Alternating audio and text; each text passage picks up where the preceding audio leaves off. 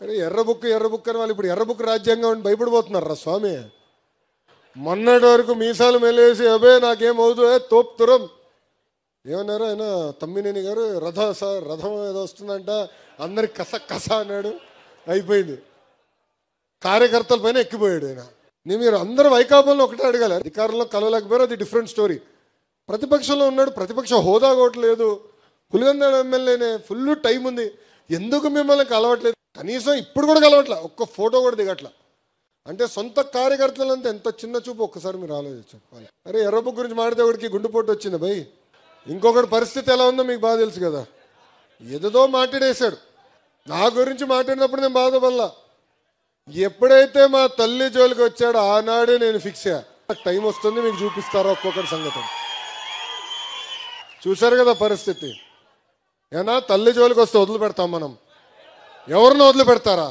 ప్రసక్తేలే. ఇంకొకడు ఉన్నాడు, ఎర్ర బుక్ చెప్తే బాత్రూంలో కాలు జారిపడి చీర కొట్టుకున్నాడు. ఒక పద్ధతి ప్రకారం వెళ్తున్నాం, చట్టపరమైన నిర్ణయాలు తీసుకుంటున్నాం. అందుకే మనం తీసుకున్న నిర్ణయం ఈరోజు ఎవడు ప్రశ్నించలేకపోతున్నాం. ప్రజలు కూడా ఎస్ బాగా చేస్తున్నారు, వీళ్ళకి తెలియాలరా అనేది ప్రజలు కూడా భావిస్తున్నారు. అట్లా అని కాలు రెగరేసుకుని మనం తిరగకూడదు, అహంకారంతో మనం వివరించకూడదు. ప్రజల దగ్గరికి వెళ్ళాలి సౌమ్యులుగా, వేదిక ఉన్న పెద్దల దగ్గర నుంచి కుటుంబ సాధికార సారథి వరకు కూడా సౌమ్యులుగా వివరించాలి, అందుబాటులో ఉండాలి, తెలుసుకోవాలి. దేవుడు కూడా అందరి కోరికలు తీర్చలేడు, కానీ మనవంతు మనం ప్రయత్నించాలి.